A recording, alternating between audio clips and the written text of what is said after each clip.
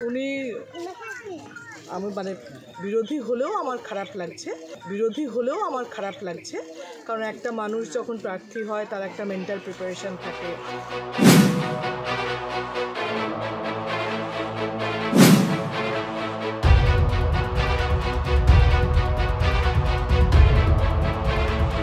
আজ বিজেপি প্রার্থী দেবাশিস ধরের প্রার্থীপদ খারিজ হলো, আপনি কি বলবেন? প্রথম থেকেই তো কনফিউশন ছিল যে যখন প্রার্থী অ্যানাউন্সমেন্ট হচ্ছে না করে এতদিন পরে হলো, তারপর 2-3 দিন ধরে যখন থেকে আরও একজন ফাইল করেছে তখন থেকেই সবাই বুঝতে পারছিল যে এটার মধ্যে কোনো ডাউট আছে ওদের, তাই জন্য আরেকজনকে ফাইল করিয়েছে।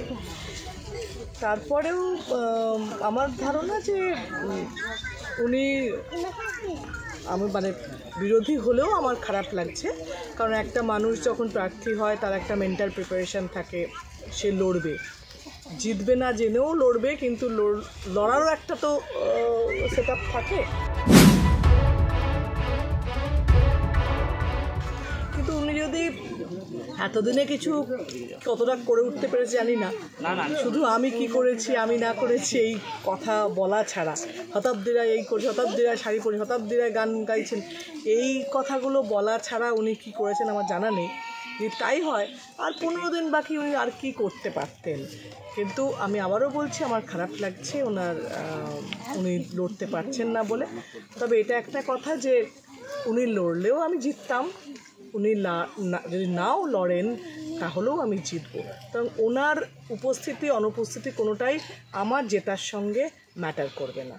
কিন্তু খারাপ লাগাটা আমার নিশ্চয়ই, যে বিরোধী হলেও সে একটা জায়গায় কিছু করতে ভাবছিল, লড়াইটা কথা ভেবেছিল, সেটা করতে পারলেন না।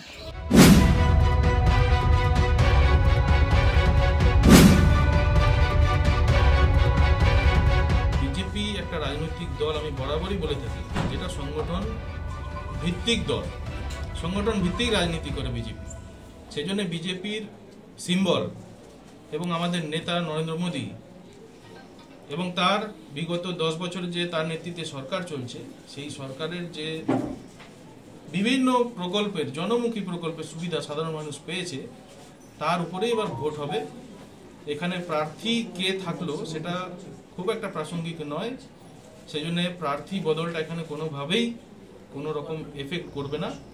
সাধারণ মানুষ পদ্মফুলের দিকে তাকিয়ে এবং মোদিজির উন্নয়নমূলক কর্মসূচির কথা চিন্তা করে বীরভূমের, বিশেষ করে বীরভূম এবং তার সঙ্গে সঙ্গে গোটা পশ্চিমবঙ্গে যে অপশাসন চলছে তাকে অপসারণের জন্য পশ্চিমবঙ্গের ভোটাররা এবার ভোট দেবে। সেই হিসেবে বিজেপির প্রতিনিধি হিসেবে আমাকে সামনে রাখা হয়েছে, আমার যা করণীয় সেই কাজটা আমি করব। মনোনয়নপত্র আপনার স্ক্রুটিনি হয়েছে? স্ক্রুটিনি হয়েছে, আনঅফিসিয়ালি আমাকে জানানো হয়েছে, সেটা অ্যাকসেপ্টেড হয়েছে। 3টের সময় সার্টিফিকেট নেওয়ার জন্য বলা হয়েছে। হাইকোর্টের রায় যদি অন্যরকম আসে তখন কি হবে? হাইকোর্টের রায় যদি অন্যরকম আসে, পার্টি সিদ্ধান্ত নেবে, পার্টি যাকে ক্যান্ডিডেট হিসেবে সামনে রাখবে উনি ক্যান্ডিডেট হবেন, আমাকে বললে আমি প্রত্যাহার করে নেব। পার্টির সিদ্ধান্ত এখানে শেষ কথা, পার্টি যা বলবে পার্টির সৈনিক হিসেবে আমি সেটাই করব।